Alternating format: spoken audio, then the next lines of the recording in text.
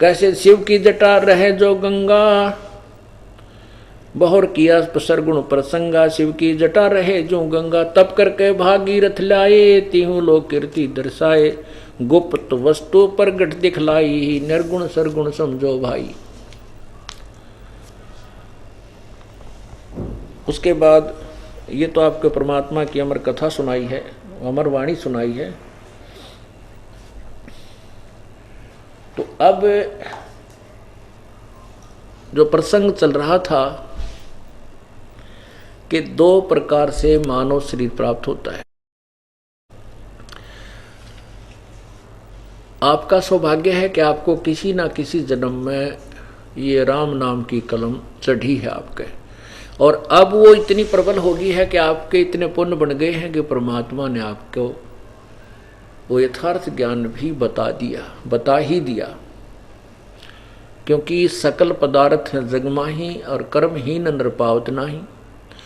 अब यहाँ एक ऐसी व्यवस्था है इस सतलोक आश्रम बरवाला और करौथा में इस दास को दी है प्रभु ने, कि एक ऐसी विधि हमें मिल गई है कि जो हम कर्महीन हैं तो हम कर्म युक्त भी हो सकते हैं। चाहे कितना ही कर्महीन प्राणी है, वो कर्महीन क्यों है? क्योंकि उसने पुण्य करने की विधि, धर्म करने की विधि, नाम जाप की कोई विधि ठीक ना मिली, इसलिए वो कर्महीन हो गया। गुरु बिन काहू न पाया ज्ञाना, जो थोथा वो छड़े किसाना। गुरु बिन वेद पढ़े जो प्राणी, समझे न सार रहे अज्ञानी। ये सभी अज्ञानी ऋषि मैं ऋषि डले डोए गए, शास्त्र भी साधना करके सिद्धियां प्राप्त करके अपना भी जन्म खोए गए, और साथ में अनुयायियों को भी अपनी सिद्धियों से रिझाते रहे, अपना भी जीवन व्यर्थ कर गए, और ये भी भोली आत्मा कंगाल बना दी।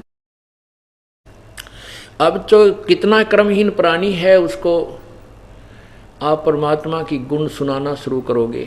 रिश्तेदार है, भाई है, बहन है, या कोई और मित्र है, सहेली है, तो उसको जब आप कथा सुनाओगे भगवान की, तो कुछ घंटा, आध घंटा, 20 मिनट, जितने भी ये पुण्य कथा सुनेगा, परमात्मा की जो महिमा सुनेगा, तो उसको उस ज्ञान यज्ञ का फल मिलना शुरू हो जाएगा। अब आपके पास कोई रिश्तेदार आता है, मित्र आता है, क्योंकि पुरानी मंडली तो चक्कर काटेगी जब आप नाम ले लोगे। आप सब बुराई छोड़ दोगे, गुटी लानी है, साथी भी आया करेंगे, और भी सिनेमा देखने जाया करते हुए भी, ताश खेलनी है भी, है ओका पाड़ भी, चौगर तो चक्कर काटेंगे आपके, दारू गुटी पीनी है भी। तो अब उनसे पीछा छुटाने का एक ही तरीका है। 5-4 मिनट तक औपचारिक बातें होती हैं, 10 मिनट गणत गणी, उसके बाद फिर और ही कथाएं शुरू होती हैं। कोई अपने डिंग मारता है, कोई किसी की सुनाता है, कोई अपने बेटे की कथा सुना होगा, कोई नो मेरी बेटी इतनी सुखी है, या हमारा भैंस इतना दूध, क्या कहने लग जाएंगे। तो उनकी 2-4 बातें सुनकर फिर अपनी सुनाना शुरू कर दे भगवान की कथा। वो हम वहाँ सत्संग में जाते हैं, मैंने तो एक ऐसा अनमोल ज्ञान सुना है, ऐसा कभी नहीं सुना था, ऐसे ऐसे। तो उससे 2 लाभ होंगे। यदि आपका मित्र है और आपका उद्धार उसका कराना चाहते हो, तो आपका मित्र है। अपने मित्र का या भाई का, बहन का, रिश्तेदार का आप उपकार अवश्य करना चाहोगे, चाहिए भी।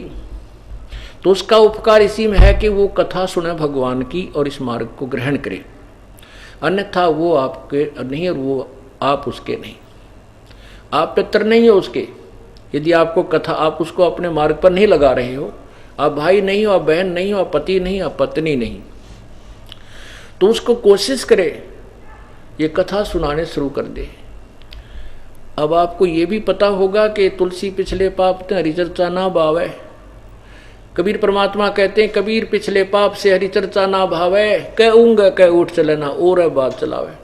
अब उसका तो स्वभाव है, ये तो होगी प्रतिक्रिया कि परमात्मा की वाणी है कि या तो वो परमात्मा की कथा शुरू होते ही कदूंगन लग जाएगा। जब उसने जानना जगह ना होगी, शाम का समय हो गया, रात काटनी पड़ेगी, तो वो आप सुनाओगे तो लटके लेने लग जाएगा, वो सो जाएगा। पड़ जा ठीक से, पांडा छूटा, अपनी भक्ति करो और सुना, इतने कथा सुनाओ। और आप कथा सुनाओगे जितने समय भी उसने सुना है आनाकानी करके, वो फल उसको अवश्य मिलेगा, क्योंकि वो ज्ञान यज्ञ का फल मिल गया,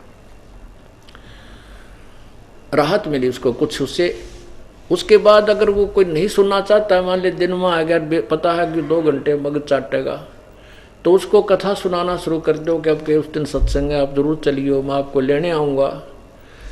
तो वो या तो आपकी कथा सुनेगा, ना उठ कर चला जाएगा।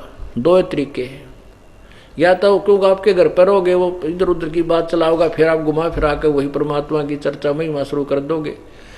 तो वो या तो वो सुनेगा और नहीं उठ कर चला जागा तो चला जा, कोई बात नहीं, आपको भक्ति का समय मिल गया।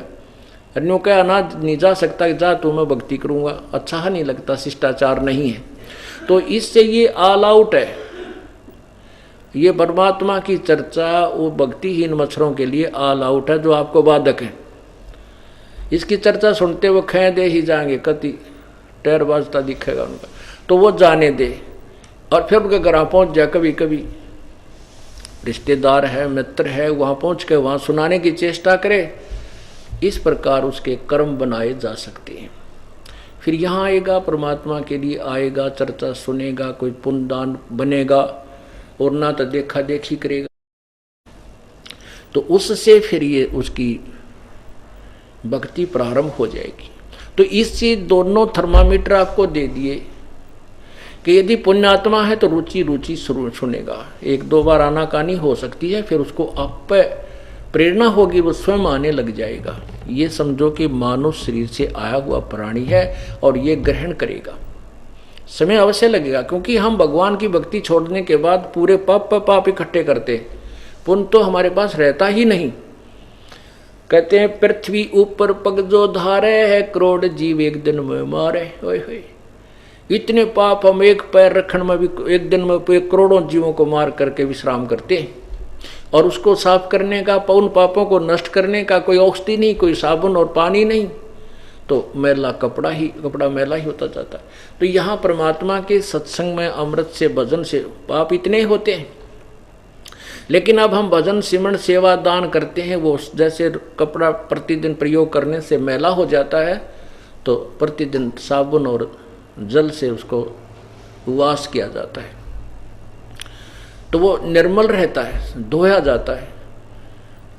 और जो बिल्कुल साबुन पानी का प्रयोग ना करते, उनके कपड़े देखना कैसे हो जाते हैं। तो ऐसे ही हमारा अंतःकरण, हमारे जो सूक्ष्म रूप के अंदर जो हमारा शरीर है, वो हमारी आत्मा इतनी मलिन हो चुकी है, तो उसको साफ होने में समय लगेगा। 1, 2, 4, 10 बार परमात्मा की महिमा सुनेंगे तो अवश्य उज्जवल होगा और उसका बुखार उतर जाएगा, भूख लगेगी, और फिर वही आत्मा 100 काम छोड़ के आत्म कल्याण के लिए परमात्मा के दरबार में दौड़ के आएगा। और यही तरीका है प्रभु पाने का और आत्म कल्याण कराने का। सत सही।